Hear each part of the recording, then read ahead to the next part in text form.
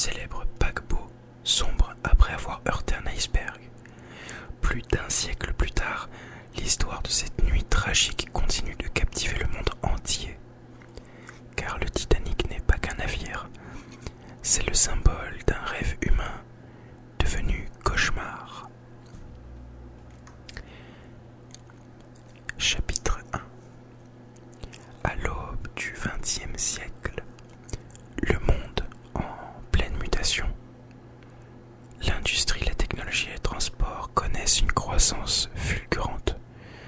Dans ce contexte d'euphorie, les grandes compagnies maritimes rivalisent pour dominer les mers. La White Star Line, l'une des plus prestigieuses compagnies britanniques, lance un projet audacieux: construire les plus grands, les plus luxueux et les plus beaux paquebots jamais vus. C'est ainsi qu'en 1907 naît le plan des trois géants, l'Olympique, le Britannique et le Titanic. La construction du Titanic débute en 1909 à Belfast, en Irlande du Nord, dans les chantiers navals Harland et Wolff. Il faut près de 15 000 ouvriers pour assembler cette merveille technologique. Le navire mesure 269 mètres de long, 28 mètres de large et comporte 9 ponts. Il est conçu pour transporter plus de 2500 personnes. Je ne sais pas si vous vous rendez compte, mais 2500 personnes, c'est à peu près le nombre qu'on aurait sur une petite commune, un petit village de campagne. Autrement dit, le Titanic a été conçu pour transporter littéralement des communes en croisière. Alors si aujourd'hui ça fait un petit peu froid aux yeux et on se dit c'est pas très grave parce que les bateaux de croisière actuels peuvent faire bien plus, malgré le fait que ce soit potentiellement vrai, pour l'époque, il y a presque un siècle, eh bien ça paraît complètement inconcevable qu'on puisse atteindre ce genre d'objectif parce que, en effet, à l'époque, les seuls bateaux qui prolifèrent dans l'eau, ce sont sûrement les bateaux avec lesquels les gens pauvres traversent. Certains bateaux qui peuvent faire la croisée entre le continent européen et américain. Et bien sûr, quelques rares petits bateaux de pêche et bateaux militaires.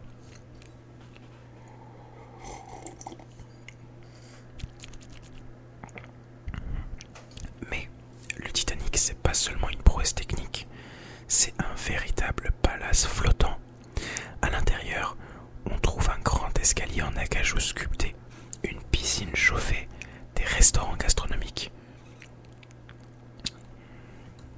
On trouve également une salle de sport, des salons fumeurs, bref, un confort complètement inégalé, réservé surtout aux passagers de première classe. Parce que oui, à l'époque, un billet coûtait aux alentours de 260 $. Aujourd'hui, ce serait avec l'inflation l'équivalent de presque 10 000 $, ce qui serait absolument abusé. Alors je spécifie 10 000 $ américains. Bien sûr, aujourd'hui ça paraît complètement fou, mais à l'époque, il faut bien s'imaginer que la classe des richissimes existe. Et bien sûr, il est plus facile de se faire de l'argent à l'époque qu'aujourd'hui. Alors, c'est surtout donc des passagers de première classe, et tout cela alimente le mythe de l'insubmersible, renforcé par des innovations techniques comme 16 compartiments étanches, censés empêcher le navire de couler même en cas d'avarie. On verra un petit peu après que c'est pas forcément le cas. Chapitre 2. Le départ d'un géant.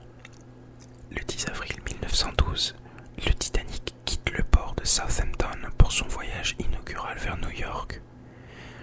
Il fait escale à Cherbourg, en France, puis à Queenstown, aujourd'hui Cobb, en Irlande, pour embarquer ses derniers passagers. À bord, plus de 2224 personnes, riches aristocrates, commerçants, ouvriers, familles immigrantes, et un équipage de près de 900 hommes et femmes. Alors, ce qui est assez fou de se dire, c'est que, à l'époque, certains ont tout misé sur le fait de quitter le continent européen. On a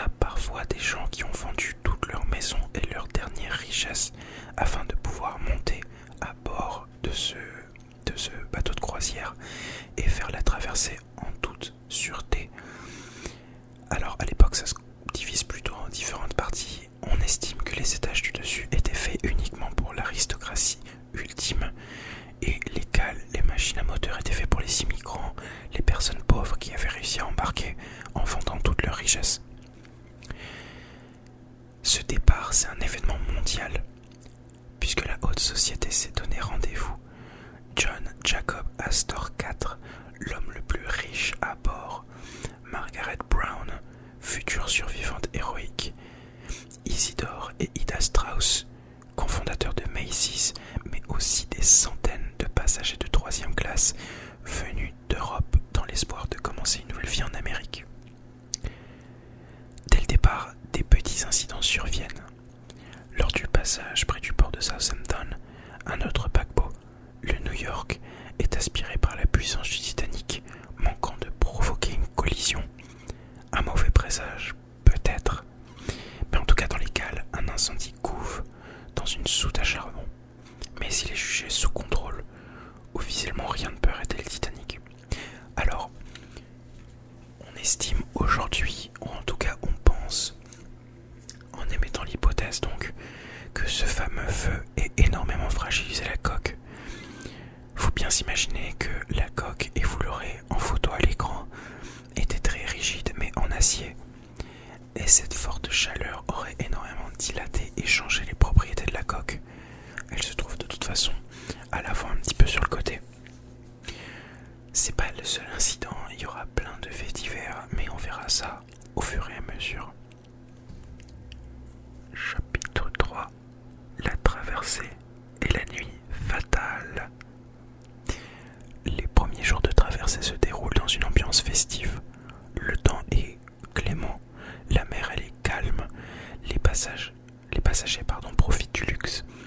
Les promenades sur les ponts, des dîners somptueux. Pourtant en coulisses, plusieurs messages radio sont reçus. D'autres navires signalent des glaces terrifiantes et des icebergs dans l'Atlantique Nord. Alors aujourd'hui ça peut paraître un petit peu anodin. À l'époque ça l'est pas du tout, c'est assez récurrent que les bateaux communiquent entre eux pour se prévenir. Il faut bien comprendre qu'aujourd'hui, si on a des brises-glaces et des bateaux très solides, un iceberg c'est pas rien. Et à l'époque, en fonction des bateaux, si vous le tapez, c'est game over. Et il faut bien rappeler qu'en février, c'est très tôt, il fait très froid, il y a encore beaucoup de calottes glaciaires qui sont découpées et qui flottent. À bord, la confiance est telle qu'on maintient une vitesse élevée. 22 nœuds. Ça ferait à peu près 41 km/h. Le capitaine Edward Smith, un vétéran respecté, souhaite arriver à New York en avance. Alors, faut bien comprendre aussi qu'une grosse erreur qui a été commise par le Titanic et les personnes en charge du projet, ça a été de penser et de faire aveuglément confiance à ce capitaine Smith qui, malheureusement pour lui, a eu tellement de succès parmi ses traversées auparavant, et bien qu'il est très expérimenté, personne n'ose le contredire. Ce serait un manque de respect total. Il est influencé par la pression de la White Star Line aussi, qui veut surtout, rappelez-vous, impressionner le monde en montrant que le Titanic est capable d'être 4 fois plus rapide, même en étant littéralement une file sur l'eau. C'est dans la nuit du 14 avril que la température chute brusquement. À 23h40, un veilleur repère un iceberg droit devant. C'est déjà trop tard, le choc est inévitable. Alors, pour ceux qui pensent pouvoir éviter l'iceberg, en réalité c'est pas tout à fait vrai. On pourrait pas. En fait, l'erreur a surtout été de continuer d'avancer aussi vite. Il aurait fallu chercher refuge ou alors ralentir. Il y a aussi des théories comme quoi, eh bien, le veilleur de nuit n'avait pas les lunettes, les jumelles pour pouvoir apercevoir l'iceberg, ce qui fait qu'il l'a vu bien trop tard. On rappelle également que, à part la lumière qui s'émane du Titanic,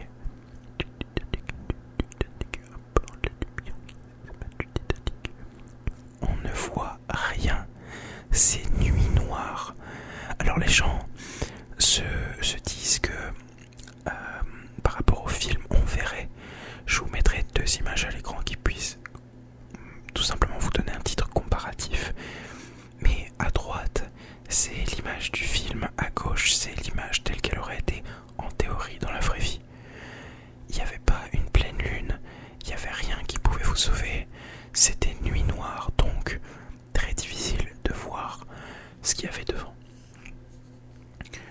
Le Titanic, malgré tout, tente une manœuvre de dernier instant, mais l'iceberg déchire la coque sur 90 mètres. Alors là aussi, il y a une autre théorie qui pencherait en faveur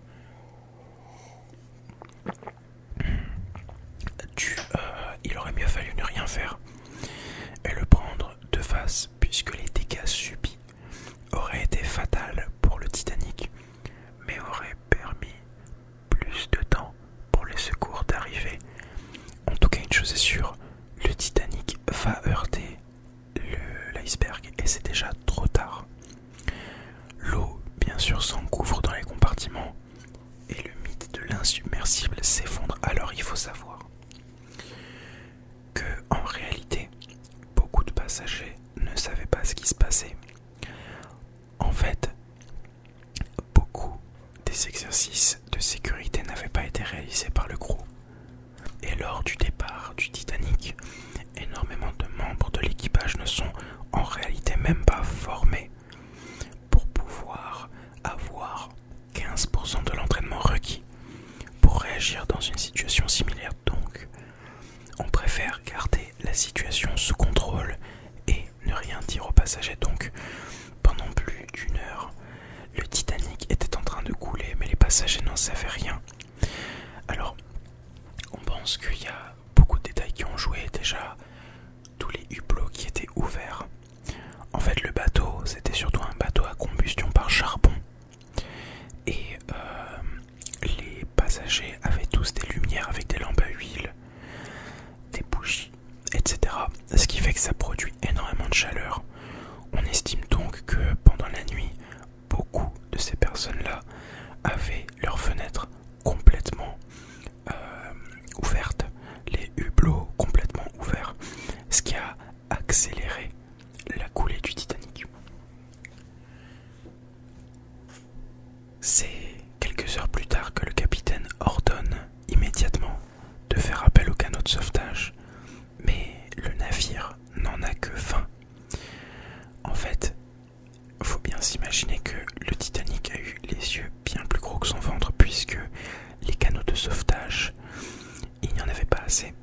Il aurait fallu y en avoir peut-être presque 50 pour qu'il y en ait à peu près suffisamment. Et ça, c'est dû à une chose très simple.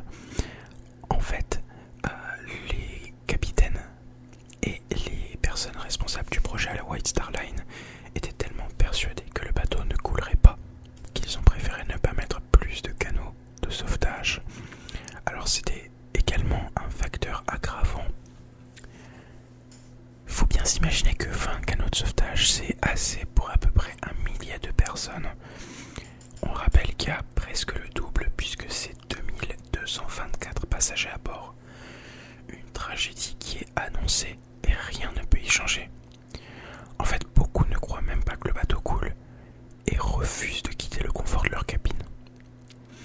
Le mot d'ordre est donné, femmes et enfants d'abord, mais l'exécution est tellement chaotique. Les officiers paniquent, certains canots partent à moitié vides. En 3e classe, les passagers sont bloqués par des cris. La lutte pour la survie commence. Des familles sont séparées, des cris résonnent sur le pont. L'eau monte inexorablement. Alors, c'est assez horrible à dire, mais en fait, les officiers ne savaient pas vraiment comment réagir puisque on n'avait jamais vu une coulée de bateaux de cette envergure. Bien sûr, il y a déjà eu des bateaux militaires qui ont été complètement noyés, mais c'est assez dur à croire qu'un bateau de croisière puisse faire ce genre de coulée-là, puisse faire ce genre de naufrage. Et surtout, les officiers estiment que de toute manière, ils trouveront un moyen de faire monter tout le monde dans les canots jusqu'à l'arrivée des secours. Le problème, c'est que beaucoup en première classe ont la sensation d'avoir payé bien plus et donc de mériter leur canot seul.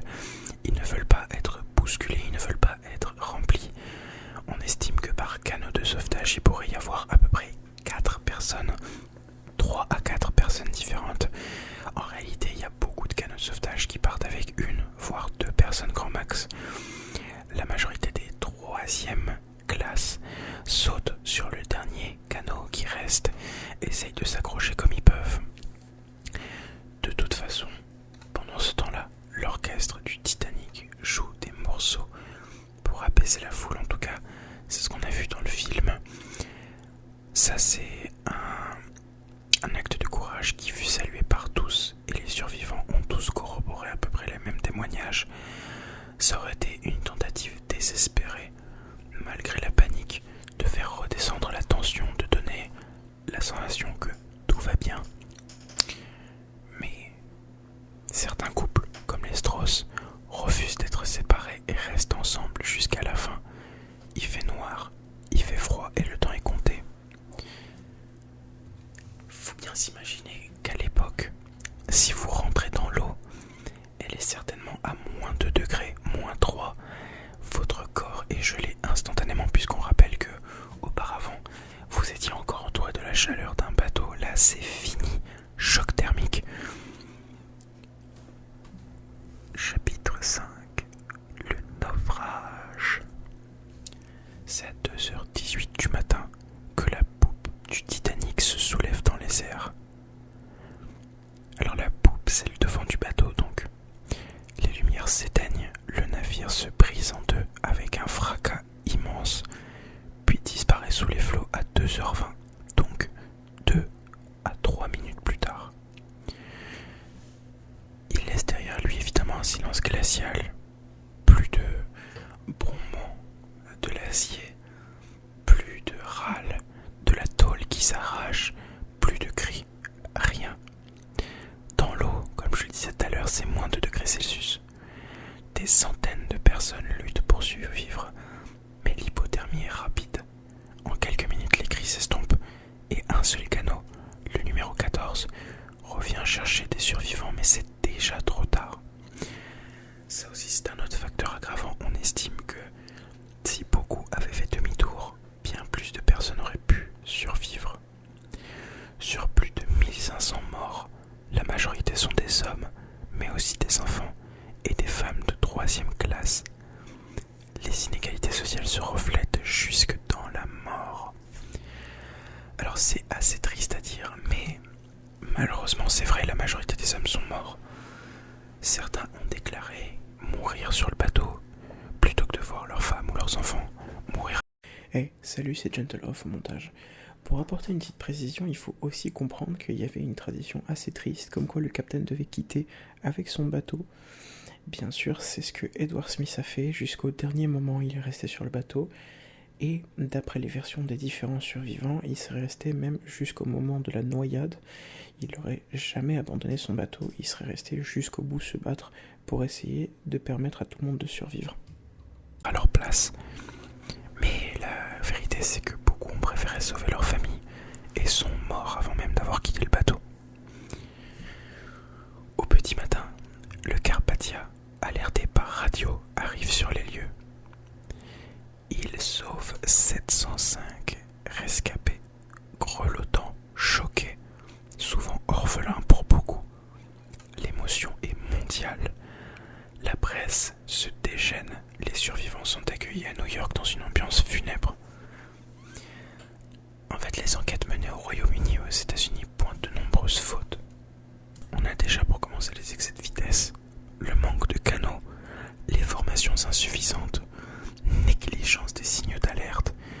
En réponse, de nouvelles lois sont mises en place. Tous les navires devront désormais avoir assez de canaux pour chaque passager et les radios devront être actives 24/24.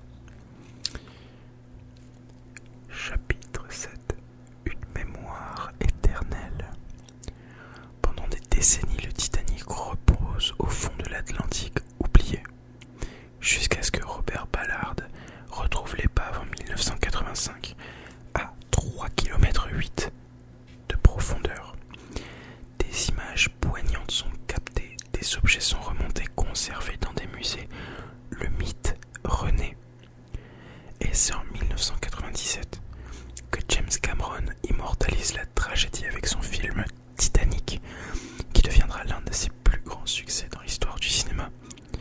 Mais derrière la romance de Jack et Rose, c'est bien l'histoire vraie qui continue de bouleverser des générations entières. Conclusion. Le Titanic, il faut surtout comprendre que c'est pas seulement un naufrage, c'est l'histoire d'un monde en transition. En fait, à l'époque, les gens voulaient tellement aller à l'impression et vouloir montrer leur puissance financière, telle que même leur production technologique, que ça a donné des projets tels que le Titanic, bien que ce ne soit pas le seul. Ces géants de la mer nous parlent encore et il faut bien comprendre que malgré cette vaste tragédie, il y en aura bien plus dans l'histoire et il y en a eu bien plus par le passé. L'océan, la mer, c'est encore un domaine qu'on ne maîtrise pas tout à fait. Et donc, ce n'est pas comme une voiture sur laquelle on peut avoir un contrôle instantané. Pour faire une petite aparté sur les deux autres sister ships, donc on l'avait dit dès le départ, il y avait 3 bateaux. Le premier, c'est l'Olympique. En fait, il a été mis en service en 1911. Il fait 269 mètres, comme le Titanic. Et par contre, c'est le tout premier de la série Olympic Class. L'Olympique, c'est le plus chanceux des 3. Il commence sa carrière 1 an avant le Titanic. C'est un navire luxueux, très apprécié pour sa stabilité et son confort. Mais après le naufrage du Titanic en 1912, l'Olympique subit de nombreuses modifications de sécurité. Beaucoup plus de canaux, renforts structurels, etc. Pendant la Première Guerre mondiale, il est réquisitionné comme navire d'hôpital, puis transport de troupes. Il est surnommé le Old Reliable, le vieux fiable. Après avoir réussi plusieurs traversées risquées, il participe même au sauvetage de soldats lors d'une attaque sous-marine. Après la guerre, il reprend le service commercial jusqu'en 1935, où il est retiré puis démantelé. C'est le seul des 3 sister ships à avoir une carrière longue et paisible, avec les guillemets qui s'en suivent. Le Britannique, le géant sacrifié de la guerre. En fait, il n'a jamais été mis en service en temps de paix. On estime qu'il a été mis en service peu après 1914. Il fait 275 mètres, c'est le plus long. Et son utilisation a direct été un navire d'hôpital dès 1915. Le Britannique était le plus moderne des 3 et incorporait déjà des améliorations de sécurité après la perte du Titanic. Mais il n'a jamais accueilli de passagers commerciaux. Dès sa mise à flot, il est réquisitionné par la Royal Navy en 1915 pour servir comme navire d'hôpital durant la Première Guerre mondiale. C'est le 21 novembre 1916, alors qu'il navigue en mer Égée, au large de la Grèce, une explosion, probablement une mine, le fait sombrer en moins d'1 heure. Heureusement, les mesures de sécurité ont sauvé de nombreuses vies. Sur plus de 1000 personnes à bord, seulement 30 sont malheureusement mortes. Il reste le plus grand navire coulé pendant la guerre. On estime que l'Olympique était en réalité l'ancien Titanic, que les deux étaient mélangés pendant la construction, et que donc en réalité ce soit non pas le Titanic mais l'Olympique qui a subi un feu, et qu'à la dernière minute on les resurnommait le Titanic afin qu'il soit prêt. En tout cas, une chose est sûre, leur histoire est toute tragique. En tout cas, c'est tout pour cette vidéo les amis, j'espère qu'elle vous a plu, j'espère que vous êtes détendus et peut-être vous avez appris quelque chose. Je vous remercie encore pour tout votre soutien, vos